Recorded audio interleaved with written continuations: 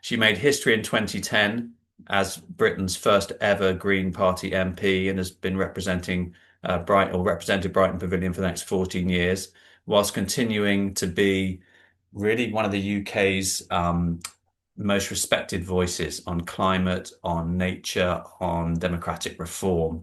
And if you get a chance, please buy Caroline's latest book, Another England, which was described, which is a Sunday Times bestseller, Caroline. And I was really impressed that the novelist Philip Pullman, and I love Pullman's novels, described it, and I quote here, as a visionary book written in the clearest, plainest, and most eloquent prose.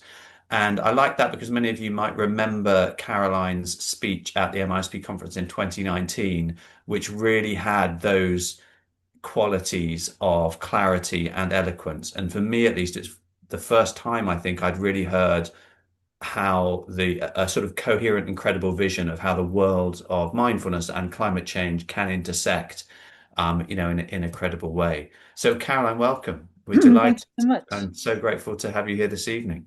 No, well, thank you for such a kind introduction. And yeah, really looking forward to our conversation.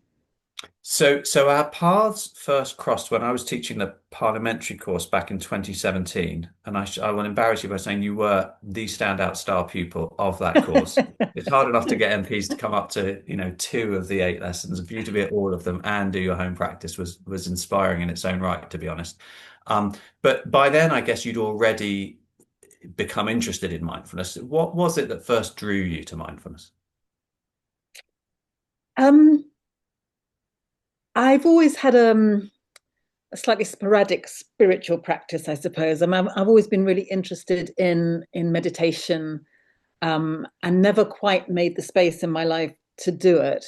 And then when I saw the mindfulness course being offered, it just struck me as a very kind of structured way that I could make space in my life to do some mindfulness, which obviously is something that's secular. It's not the same as a spiritual practice, but for me there was quite a lot of kind of crossover in that sense of finding a moment to be still amidst the kind of chaos of parliamentary life. And it just struck me that it would be a way of kind of taking care of myself in some ways, and also reminding myself of why I wanted to be involved in politics in the first place. And that might sound slightly odd, but when you're dashing around from one meeting to another, and at any given time in Parliament, there's always about 10 different things you should be doing simultaneously. And sometimes you do kind of slightly get a bit lost and a bit far away from perhaps the values that you really wanted to uphold, and what took you into public life in the first place. So I guess for me, it was about having that time to be still, to get back in touch with those values. It echoed, as I say, some of the spiritual work that I'd done in the past. And the final point is a slightly odd one, but I'm always very concerned about running out of time. I always joke that on my gravestone it's going to kind of say something like, but I haven't finished yet, because I always have this sense that there's so much to be done. And there's that quote from Andrew Marvell from his poem, to my coy mistress or something, where he says, "At my back I always hear time's winged chariot hurrying near." And I feel that all the time, I really do.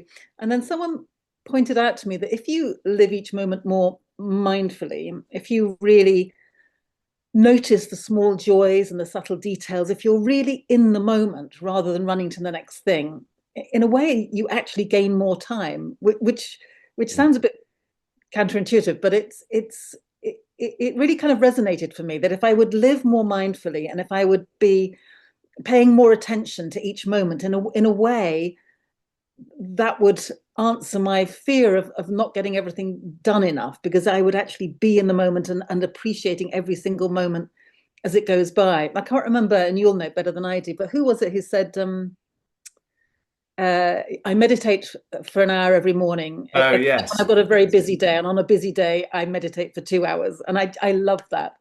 Yeah, that's actually no, I can't remember that. I thought you were going to talk about the Anglican priest who said he was talking about prayer. Actually, somebody said to him, "How long do you pray for every day?" And he said, 2 minutes. And they said, "That's not very long." He said, "Yes, but it takes me an hour to prepare." I think Perfect. it's a beautiful That's story. lovely. What do you say you've always been interested in sort of spiritual practice or meditation? Can you give us a sense of what does that, when does that mean? Like from childhood or from your teens or from your 20s or 30s or Yeah, what's always? I guess my teens, Mm, essentially. I mean, so many things that happen in my life are because of people that I met, just, people that really made a big difference in my life. And I haven't told this story for ages, actually. My school had a link to an evangelical church in Birmingham, and there was a vicar who took people out on his narrowboat, people who were either homeless or in difficulties, and he gave them a bit of kind of solace on his narrowboat. And so our school had this link to this vicar, and so for a week I went and stayed on the narrowboat to kind of, I mean, supposedly to help. I'm sure we were probably more of a hindrance than a help. But in that process, I met someone called Tony Brown, who was just one of those people that you meet that it just feels like someone's tearing the curtains off your eyes, and he was reading things like Hermann Hesse's Siddhartha, and mm, he was just opening Zen and the Art of Motorcycle Maintenance, and all of these kind of texts that are pretty seminal. And I was about 16 at the time, and it was just something where I came from a very conservative, small C and big C actually, background, where those kinds of books would never be in the house, and those kinds of conversations mm, would never be in the house. So it just felt like this extraordinary widening of my world, which felt incredibly exciting at the time. mm. Oh, that's really, those are both great books. The Siddhartha, the Hermann Hesse is just one of Yeah, my favorite books. yeah, absolutely. Beautiful book. And how sort of again, this is not a sort of question to test you since the course, but how is your mindfulness practice nowadays? Feels a bit like a test. Um, I mean, I do aspire to do at least 10 minutes meditation each morning. And I would be being untruthful if I said I always manage to do that, but I do try to do that. And I know that I feel better when I do it. But I've got a little kind of shortcut, which is that I've got very interested in the work of the Vietnamese Buddhist teacher Thich Nhat Hanh, and Mm, he has a book of, I think they're called gathas, like they're saying hmm so forth. hmm And there's one that really kind of resonated for me. So on the days when I don't do my full 10 minutes meditation, then I do say to myself this four-line gatha, which essentially goes, waking up this morning, I smile. 24 brand new hours lie before me. I vow to live each moment fully and to look at all beings with the eyes of compassion, which is Wow, kind of about that's trying to gorgeous. set an aspiration for the day, which again I don't always keep to, obviously, otherwise I'd be superhuman. But just Mm, trying to do that, and I love the kind of the discipline of starting the morning at least with that mm, with that in mind. mm. So that I found very helpful. And actually, I was lucky enough to go to Plum Village last year. Brilliant. So Plum Village being the monastery in France that Thich Nhat Hanh set up, and they had a week's a week's retreat, I guess, with meditation, but also interestingly for what we might come on to speak about later, it was very much for people active in the climate world.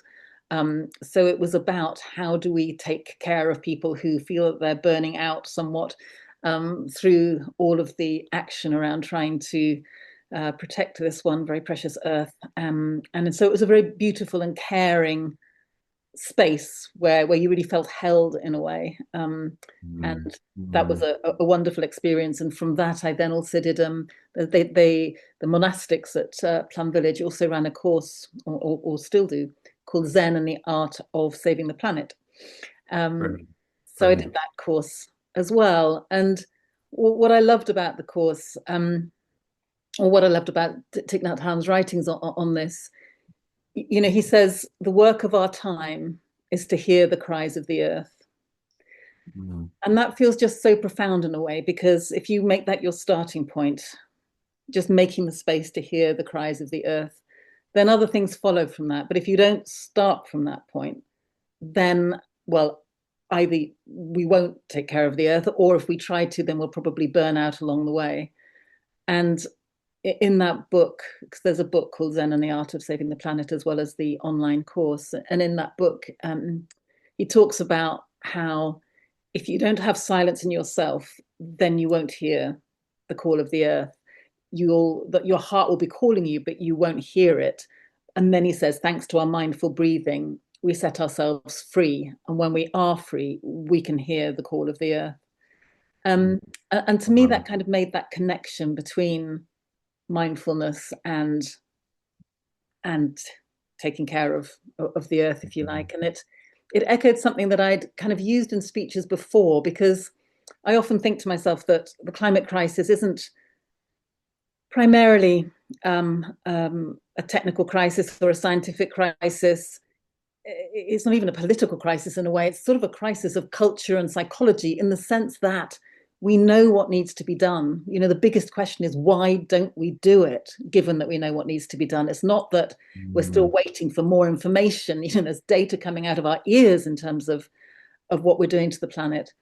And there's a very famous US sort of environmentalist and lawyer and a presidential advisor, actually, called Gus Speth. And he made this connection really, really powerfully, I think, when he said something along the lines of that he used to think that the top environmental problems were biodiversity loss, ecosystem collapse, and climate change. And then he says, but I was wrong. The top environmental problems are selfishness, greed, and apathy. And to deal with those, we need a spiritual and cultural transformation. And we, lawyers and scientists, don't know how to do that. For me, there was a kind of connection with what Thich Nhat Hanh is saying as well, in the sense that it feels that mindfulness can help bring about that spiritual and cultural transformation if we start from the point about the work of our time being to hear the cries of the earth. And then that, I think, takes us more into the kind of psychological issues around, well, once we hear the cries of the earth, then how are we going to respond, and what is our responsibility in terms of that response? So it made it more than just a technical scientific issue that was out there somewhere. It really kind of brought it home and inside. Yeah. I mean, can you remember talking about sort of your speeches? Can you remember much about the speech you gave at our conference in what was it, 2019?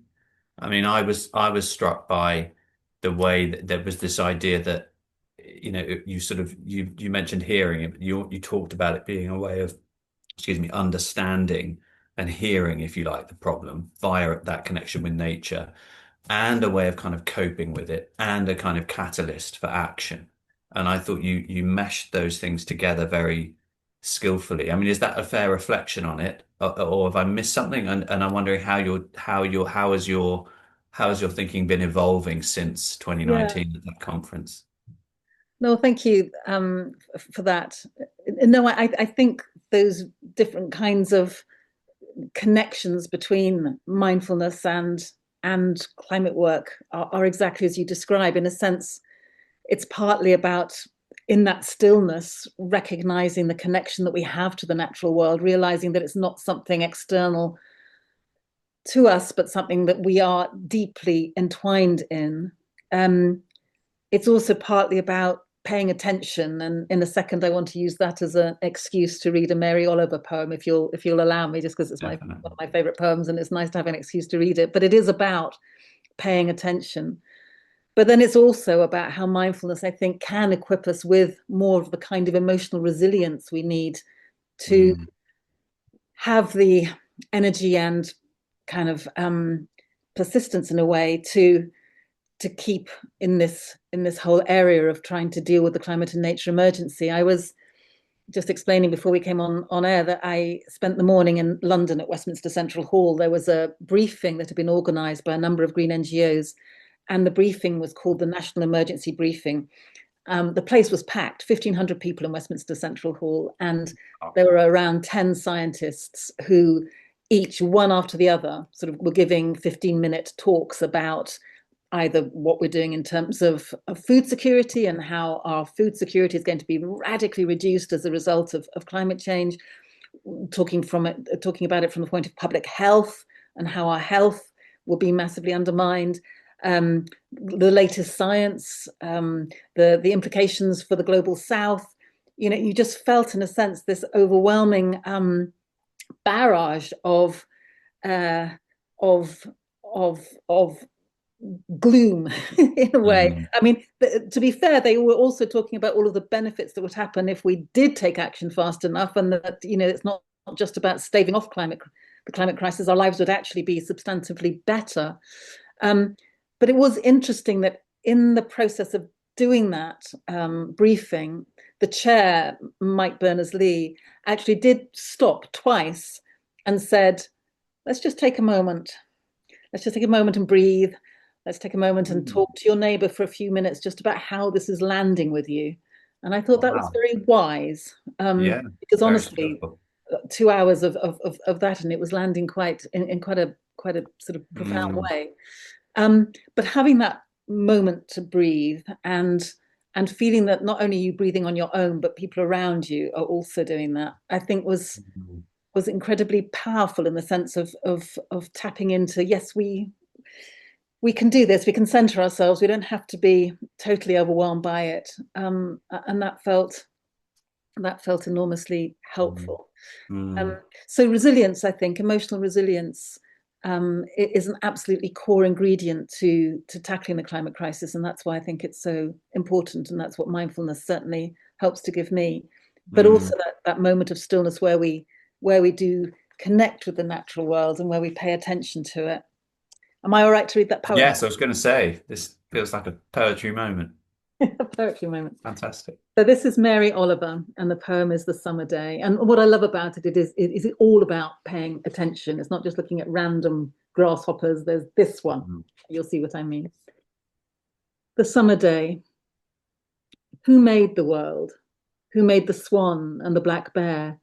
Who made the grasshopper? This grasshopper, I mean, the one who has flung herself out of the grass, the one who is eating sugar out of my hand, who is moving her jaws back and forth instead of up and down, who is gazing around with her enormous and complicated eyes. Now she lifts her pale forearms and thoroughly washes her face.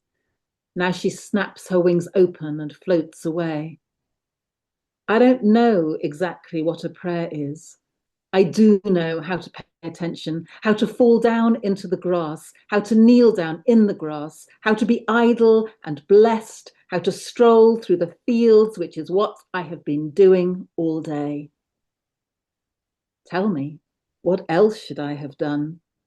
Doesn't everything die at last and too soon? Tell me, what is it you plan to do with your one wild and precious life? I just think that's beautiful. It And is that very sense beautiful. of paying attention, you know, that at the very least, it feels like, particularly for those of us who make our life being about trying to protect the planet and all of that, then to pay attention to it, to take the time to hear the nightingale, or to spot the swift, or to see the black beetle, or to see your grasshopper, just feels like that's the least that we should be doing, you know, to be appreciating Mm. it and loving it. And there's that wonderful quote from Richard Louv, who says, we won't protect what we don't know. No, sorry, let me get that right. So Richard Louv wrote Last Child in the Wood, which is this wonderful story. And he says in that, this quote that I'm now just looking for, because that's just gone out of my head exactly, but we won't protect what we don't love. We won't love what we don't know. And we won't know what we don't see and hear and feel and touch and taste. And so paying attention to nature is that first step to connecting with it and to loving it. And then when we love it, we'll be more mobilized to protect it. And I love that connection. And for me, it led on to doing things in Parliament, like sort of fighting for the GCSE in natural history, for example, because I want our young people Mm. to have that real intimacy with and familiarity with the natural world, both for their own well-being, obviously, but also that sense that we won't protect what we don't love, and we won't love what we don't know. and young people won't know it unless we make sure that there's a space for them to Mm. know it. And of course, it needs to be mainstreamed throughout the whole education system, not just sitting within one GCSE, but this GCSE, the way it's being designed, I feel really excited because I think it's really going to be about getting the soil under your fingertips. It's going to be about really smelling and tasting and feeling. It's going to be very empirical, experiential. And I hope it'll just be rolled out to as many schools as possible. Is this because I want to come back to the Mary Oliver poem actually Hmm. later, but just while we're on this, because obviously we are Mindfulness in Schools project, are you talking about changes, the plan changes to the national curriculum, or are you talking about something else? I mean, I'm wondering what your feelings are about the direction of education Yeah. generally. So Um, the work that I've been doing with a wonderful woman called Mary Colwell, whose original idea it was to get a GCSE in natural history, has been going on since 20, well, I've been involved since 2017, and it was her idea many years before that. So that was something that was kind of being done separately from this bigger curriculum and assessment review that Becky okay, Francis has just undertaken. Um, so the fight to get the GCSE in natural history, we managed to persuade, first of all, the Conservative government to do it finally, and there was a lovely big launch at the Natural History Museum. But then the Tories didn't kind of get on and do all of the work to create it fast enough, and then the general election came along. And then to okay, begin with, Labour was saying, oh, if this is some Tory idea, then we don't want anything to do with it. So then we had to persuade them again that it wasn't a Tory idea and it was very important. And credits where it's due, they have accepted that. So that work to brilliant. create that GCSE is happening in parallel to the work that was undertaken by Becky Francis when she did this big review into the curriculum. And in terms of what I felt about that, I mean, as ever, I will always say it didn't go as far as I would have liked, but um, I think it was important that there are some hooks, I think, within it now Mm, where we can try and hang more kind of citizens' education. I think it's a more balanced education system that she's envisaging, that there is some core enrichment potential within personal, social, and health education. Um, so although I would love to have seen mindfulness properly mm, within the curriculum. I would love to have seen climate education being mainstreamed. And I'm also quite involved in a campaign called the Climate Courage Campaign, which is about trying to make sure that within the curriculum, teachers have the time and the resource and the training to be able to teach climate in a kind of really emotionally literate way, recognizing, in other mm, words, just as I felt overwhelmed in that national briefing this morning when I was given all of that information, our young people, when they're first properly educated about the climate and nature crisis, can themselves feel pretty overwhelmed. And how do we make space in the education curriculum to make sure that we hold that and that we um, enable young people to learn some of the tools to try to deal with some of that, rather than going into a lesson explaining that we're on a course for climate catastrophe and then the bell goes and then you're off to maths or physics. mm, That's just not the mm, way to do it. Now that we were lobbying hard, Becky Francis, to build a bit of that into the curriculum, and it's not there. And I very mm, much hope we can still try and backfill that because it feels really important. mm. And then going back to the Mary Oliver poem, I was struck. I haven't heard it for a while. I sort of I mean, I've forgotten how beautiful it is, I think. But I was struck at the beginning, the way she starts it, who made this? And then the idea of, she mentions prayer, I don't know what that is. But Mm. where are you on the kind of something, I mean, not just because I'm an RS teacher, but it's always interested me personally. Where are you on the kind of mindfulness and faith-based meditation page? Well, I That's a, think I'm on a journey to the Buddhist page. I mean, okay. I mean, a spiritual perspective and a spiritual component to my life is really important. And I grew up I mean, I was brought up in the Church of England, and I mean, still find lots to appreciate about that. But I think I'm more drawn to the structures and the the meditative process that I find in Buddhism. So that's Mm, where I am at the moment. But hmm it is a journey. and in terms of your, how has your, maybe it fits into that, how has your life changed since leaving Parliament? Because I mean, obviously, I met you when you were in the Yeah. throes of being an MP. How is it now?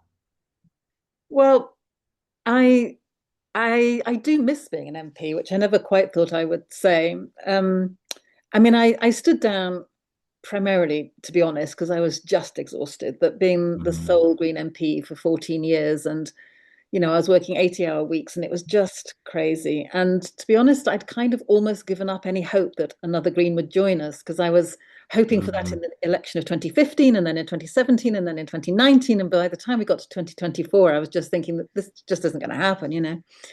And Clive Lewis, the Labour MP from Norwich, put it very hmm well when he said, you must feel like Green MPs are like buses. You wait there for years, and then just as you start to walk away, four turn up together. And I'm very glad that four did turn up together. But yeah, it's just quite difficult after, because I was in the House of Commons for 14 years, and then immediately before that I was in the European Parliament for 11 years. So it's kind of 25 mm, years of being on kind of hair trigger alert, thinking, what do I need to do now, in terms of representing the party. So that transition has been quite tough. And I guess that goes back in a way to talking about how mindfulness has helped with some of that. Just again, centering yourself and breathing, and just believing mm, that there is a pattern and things will work out. So, I mean, I've been doing lots of things. I've been well, I started, in fact, before I stood down in Parliament, but I had started to train as an end of life doula. I don't much like the word doula, but an end of life, someone who accompanies someone wow, towards the end of life. Um, wow, there's a wonderful organisation in Lewes, just up the road from Brighton, called Living Well, Dying Well. And I love it because they put as much stress on the living well as they do on the dying well. Um, and and it's just been a most extraordinary course. It's been absolutely transformative in terms of lots of what we're talking about, in the way, in terms of mm, appreciating the life that you have while you have it, and recognizing what a privilege it is to spend time with people towards the end of life. And I would say that the course does draw on mindfulness in many ways, because a lot of it is about how you show up for someone at the end of life, and how you um, obviously need to be entirely 100% present with them at that time, and how, in fact, breathing and some of the kind of very basic mindfulness techniques can actually help one to be in that mental and spiritual place, in order to be able to be as helpful as possible to someone at that point. About is around holding space for them, and learning to be with uncertainty and unknowing, because there's nothing more. I mean, in one sense, death is extremely certain, but all of the modalities of it are very uncertain, and how someone is going to progress towards the end of life is deeply uncertain. How they're going to respond to what we bring at that point as well is very uncertain. So I've found lots of synergies, I guess, between the discipline of mindfulness and some of the training that we're undergoing for the end of life doula work. I mean, can I ask, so what is your role in those end of life contexts? Well, What do it's you? the philosophy behind it is around trying to bring death and dying back into the community. Mm, Obviously, some people at the end of life need to be in hospital, and thank God we have them. So, but we also know that huge numbers of people would much prefer to die at home if they could, but they mm, don't necessarily feel confident enough, or their families don't, and their friends don't. And we've lost something that we once had. I mean, even in our grandparents' generation had, or in places like Ireland, they have far more, because obviously the body is often there in Catholic homes, for the mm, wake. mm, Death is much more part of life, and we've lost that here. And so the philosophy is to try to equip more people in the community to feel more confident around death and dying, And it's nothing, we don't bring anything medical to the table at all. What we can try and do is coordinate other services, because quite often there are so many different services coming in and out towards the end of someone's life that it can be a bit overwhelming. So we can do some of the coordination. We can walk the dog. We can sit with someone who is towards the end of life if they don't have anyone else to sit with them, or if the people that they do have to sit with them just are finding it a bit too much to be on their own in that context. So it can be all sorts of things that we do at that time. We do get trained in some of the administration of death and dying, if you like, when it comes to do not resuscitate notices, how you do that, or how soon you have to notify funeral directors, and so on and so forth. But what I've found was my father died before I started the course, and my mother died just when I had started it. And just the difference in confidence that it made for me. You know, when my dad was dying, I didn't even know that there are certain things you can see and recognize towards the end of life, just as you can when someone is about to give birth, if you know what you're looking for. And I didn't know what I was looking Wow. for, and I was totally confused. And just little things that I learned, and maybe this is really obvious to everybody else, but it wasn't obvious to me. But I didn't know that towards the end of life, many people get the sense that they're going on a journey.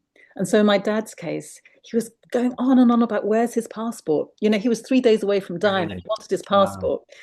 And Wow. you know what I learnt so later was that rather than saying to him, as I'm very sad that I did, Dad, I don't think you need your passport. I don't think you're going to, what I should have said, and what I would say now is, well, that's really interesting. Where are you going? You know, what do you expect to find when you get there, and to be with someone on that kind of physical journey and metaphorical Mm. journey. And what I've discovered is it is so common. You know, people feel that there's a taxi waiting for them, or the train's going to be late, or there's. I'm so interested in these things that Yeah. Wow. that come up again and again and again, and we can be so much more skillful around how we deal with it when we know more about that, I think. Mm. Golly, that's really fascinating, Caroline, and really touching, really, Mm, really powerful. But how do you, I guess I was struck this morning, it is related in a way. I was struck this morning that Chris Packham was on Today program, and he was really beating himself up over feeling like as a conservationist he'd failed. He was really being harsh on himself, even though he's contributed so much. yeah. Um, and I wondered how you sort of were dealing with that challenge of sort of having given so much of your life to this and the frustrations with, yes, we've come a certain way, but we haven't got that far, and whether you can relate to what he's saying or whether you protect yourself from that in some way, or I suppose that it comes the parallel with the story you've just told is just dealing with difficulty, I Yeah. suppose. Yeah. Um, I mean, I certainly have a lot of empathy, sympathy with what Chris is saying, and it does feel like we have failed. I think what would I say, that it's easier to see it as a collective failure rather than as an individual failure, because we all do what we can, and Chris, as we all Mm. know, has done more than most people 100 times over. Um, but there is that sense of having been banging on about this for so many decades, and what could we have done differently? Are there things we could have done differently?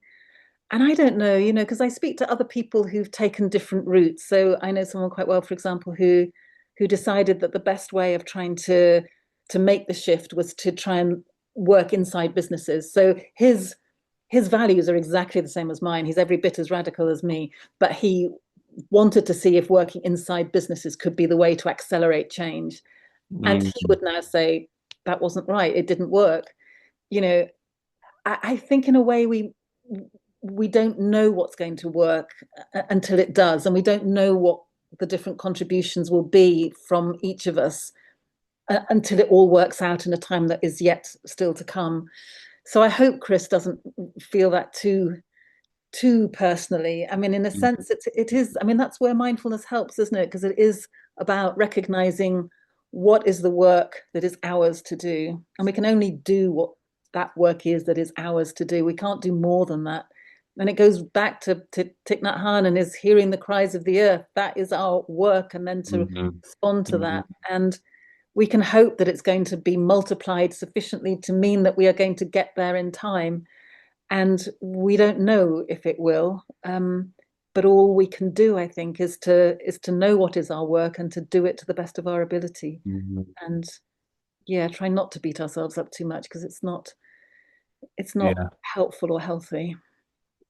Well, I guess just before we take questions, what you say, and it's interesting, I wonder whether anybody who didn't know about mindfulness, who wasn't educated in mindfulness, if you like, or didn't understand mindfulness, was listening into this, whether they'd be surprised about what we're talking about. Because I sometimes wonder whether the perception of mindfulness in the common mind is very, I suppose I'm leading the witness here, but I suppose I find it very soft and fluffy. And the mindful mix on the radio, which is all these Oh, I hate that. gentle, I know, very I classical. mean, What we're talking about actually is courage, yes, grit, determination, resilience. yes, And I just wondered, have you found that I find that a lot when I sort of, when people say something about mindfulness, yes, I've got used to not visibly sighing and going, yes. oh, no. I know. No, It is a bit frustrating. Have you found that as well? yes, I have. And it is so frustrating because it feels to me like this is really courageous. This is really being on the edge of what Mm, matters most, whether it's comfortable or uncomfortable. It is about turning to really difficult things. And it's to kind of do with how we live on this earth, which feels like the most important question that we could be asking. And you're right, there is this sense that it's kind of a group of people being a little bit self-indulgent and humming om to themselves, and I that it know. isn't actually externally focused ultimately, that the idea that you're kind of breathing in order to then breathe out and then be Mm, out in the world. So yes, it reminds me, which is it's not directly relevant, but it does remind me of hope, because hope can sometimes feel a bit fluffy. And I love mm, the quote from Rebecca Solnit, the US writer, who says, there's a real difference between hope and optimism. Optimism is sitting on your sofa, clutching your lottery ticket, feeling optimistic that you might win, but you've frankly done nothing mm, to actually make that happen. And she contrasts that with hope, where she says hope is an axe to break down doors with in an emergency. Hope is the thing that gets you off the sofa, out the house, to do what you know needs to be done, even if you don't know what the outcome will be. That kind of mm. hope is something that is really active, and it is really, yeah, fierce. Fierce, I think Mm. is a good word. Yeah, that's a and wonderful. Is that the same poem where it's that feathered thing? Somebody here will know it. Put it in the chat so, when you well, there's the Emily Dickinson, Hope is the Thing oh, That Feathers. Um, that's the one, yeah. Which again, I think it touches the fragility of it, yes, kind of the yes, but it delicacy can of it, be and it how can be both. incredibly important it is. Yes. That's what's the amazing thing. I mean, kind of mindfulness and hope both, but they are both kind of fragile, but they're also both really, really kind of fierce and active and bold and brave at the same time. And those things can be possible at the same Mm, time. mm. It's Yeah, I complicated. hope so. I mean, that's what certainly in educating people. I'm finding there's less resistance in schools now. I don't know what other people listening to this find, and that it's actually, in many respects, getting easier to teach mindfulness because I just think people That's are good more to familiar hear. with it. But I still find I have to give it its fierceness back, its ferocity back again, now and again, to try and Yeah. shake people and wake them up a little bit in this regard. Well, look, let's move to the questions. But I'm a novice at this, so I'm going to confess that I can't see any. Oh, here we go. Here we go. Here we go. I've got it. So, um, from an audience member, I loved the quote from Gus Speth about the biggest environmental problem being selfishness, greed, and apathy, and Richard Louver about, well, we won't protect what we don't love. Any ideas how we share a love of nature more broadly, practically in the education system and outside with families, especially in the context of the pull of devices? Mm. So can you see the questions as well, Caroline? I'm probably looking in the wrong place, to be honest. Hang on. Let me just It's gone. in the MiSP Fay. You might be able to see them, but don't worry if you can't. I can read them. Any idea how we share a love of nature more broadly, practically in the education system and outside it with families? Um, well, I mean, I would say the GCSE, wouldn't I? But I'll take that as read because Mm, I'm hoping that GCSE absolutely will be about getting more people outside. Um, and one of the other big campaigns I'm involved in is the Right to Roam campaign, and again, it's about a real immersion in the natural world, not necessarily having to stick to footpaths. And the model that I think is helpful to think about is the Scottish model. So in Scotland, there's a kind of default position of thinking that you do have a right of responsible access unless there's a very good reason otherwise. And sometimes there will be a very good reason, like ground nesting birds or something. But in England, we only have a legal right to I think it's 93% well, no, the other way around. We only have a legal right to 8% of the land and 3% of riverbanks. mm, Um, and and so it just feels to me that we need that immersion in the countryside, not just seeing it as spectators, but actually really feeling immersed in it. And maybe that's another excuse to drift off into poetry for a second, only because one of the things I write about in the book is about how in this country we seem to have got a view of the natural world as something that is a kind of a backdrop. It's something to look at out of a train window. It's something to admire. It's something to mm, have on a nice National Trust tea towel. But it's not. It's not quite.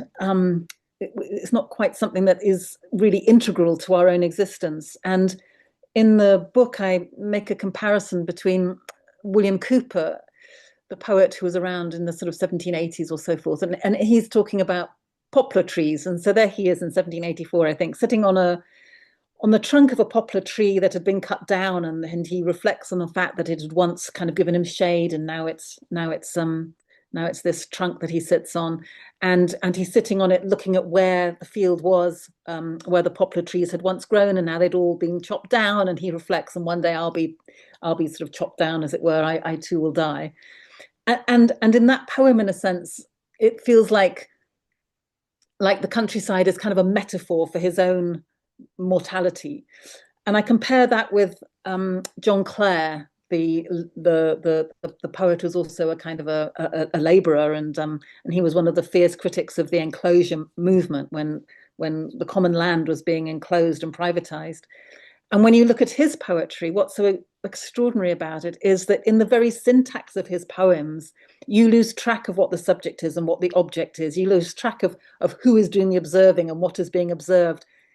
Conjunctions and clauses just pile up one after the other. And it's almost like in its very structure, it takes us right into the natural world. And we suddenly become on our bellies, sort of at a sort of, blade of grass level, really being immersed in it. And it just kind of mm, sums up a different way of experiencing the natural world, I suppose. And that's kind of perhaps the contrast I'm drawing between walking on footpaths. Footpaths are great, don't get me wrong. We need to defend our footpaths, but also that sense of kind of going off track a little bit and just really feeling at home in the natural world feels so important. So I can't even remember what the question was now, but it was Well, something like getting out. it's funny how you also come back to literature and poetry because I often think maybe you should your next book can could be a poetry a mindfulness poetry anthology. That'd be It might nice. exist already, but I also find it's often literature's Mm. often the best way of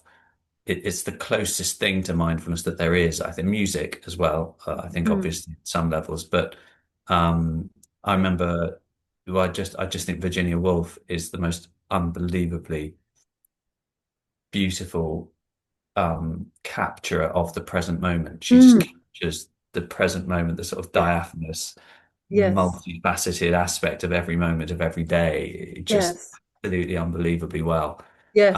And that with I Mrs. love Dalloway, the reading whole book just in one, there's only one day in that whole book, and yet it's just, yeah, all of the all of really that. It's deep just it's so profoundly mindful, yet I think it's interesting that she was deeply unhappy, and suffered from depression and took her own life. And I also think that's quite interesting and perhaps unexplored. We shy away in schools a bit, again, a personal view, from the harder edges, I suppose, Mm, of life, and that mindfulness can help with. And I do wonder whether, if you look at the sort of, the first noble truth in Buddhism, there is suffering.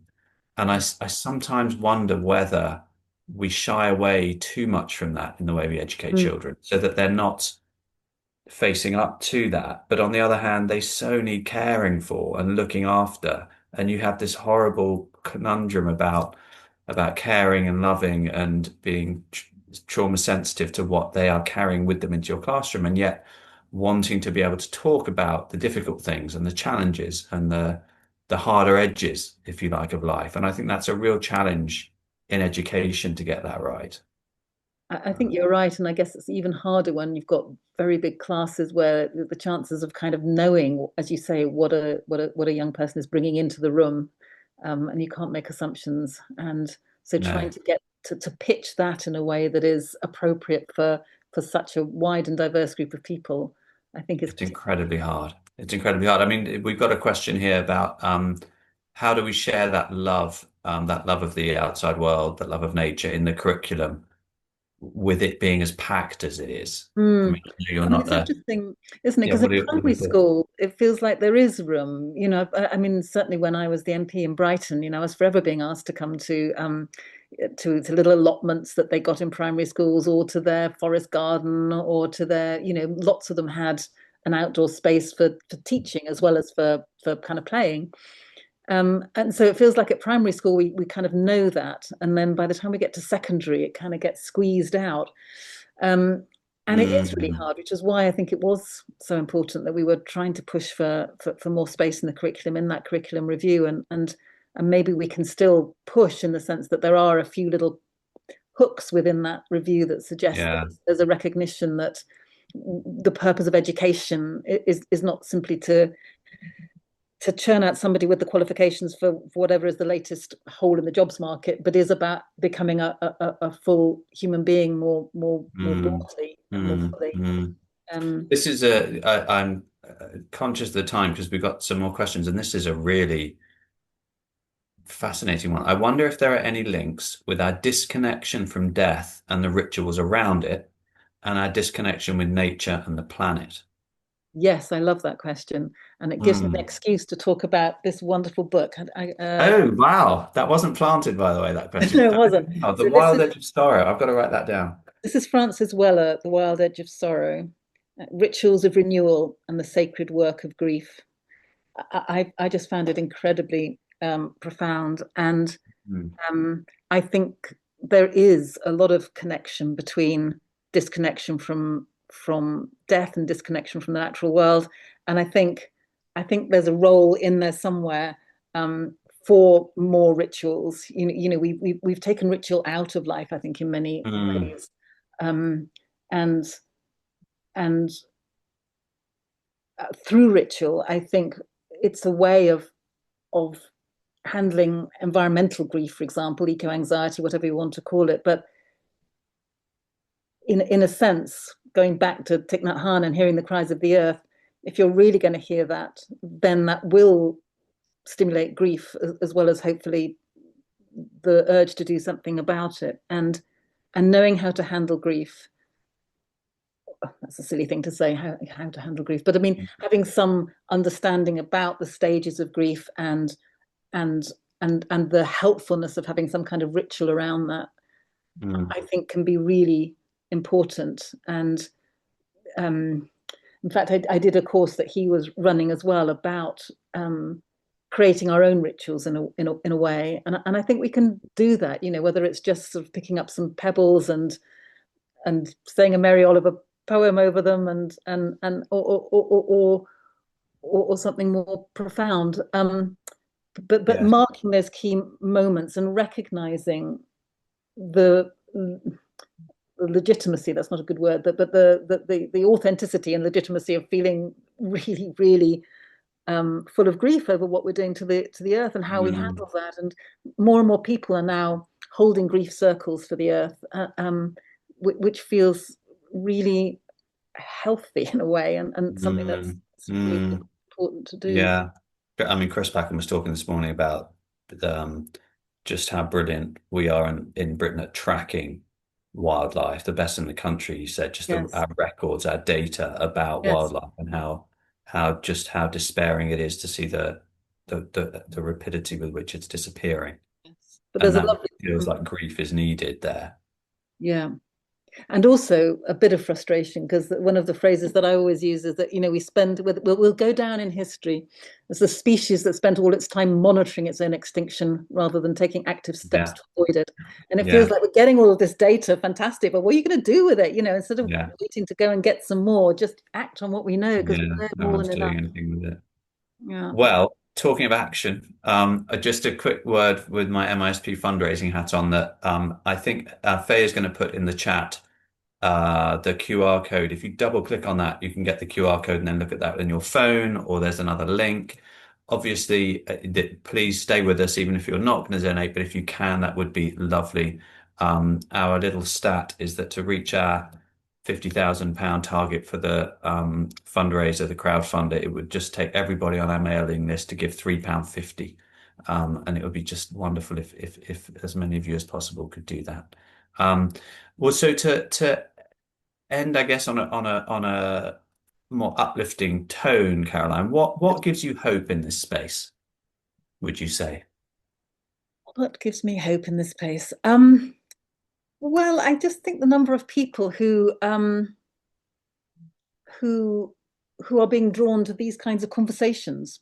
Mm, I think that's very hopeful. I think some of the projects I was learning just earlier in the week about a project called Young Rewilders, which I had known nothing about, and this was basically a group of young people who had studied ecology or related things at university, and they're not quite been sure what to do, and they managed to persuade a landowner to to let them rewild her land.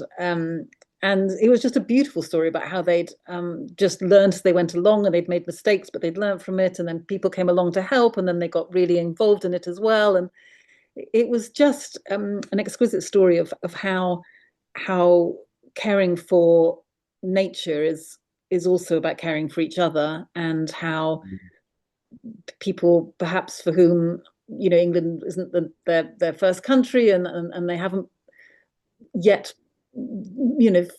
drawn roots here, put down roots here, literally through the work of planting trees together, that can mm, not only restore the natural world, but to restore community and restore belonging, and to help overcome division and discrimination, and just remind us, telling a bigger story really about who we are and who we can be. So I think some of those really practical projects mm. can be incredibly inspiring. Brilliant. Well, Caroline, thank you. Thank you very Thanks much. so And much. thank you to everyone who has been with us this evening. I think all of you just by being here a part of this conversation. And I hope that you have found what Caroline has been saying as inspiring as I have. I think we're all going to rush out and buy a number of books and read a number of poems, Caroline. So thank you very, very much Thank for you that. so much. Um, and yes, we hope to see you again at our next event. Just keep your eye on the emails that come through from the team, and wishing you well for the Friday and the weekend ahead. Take care, everyone.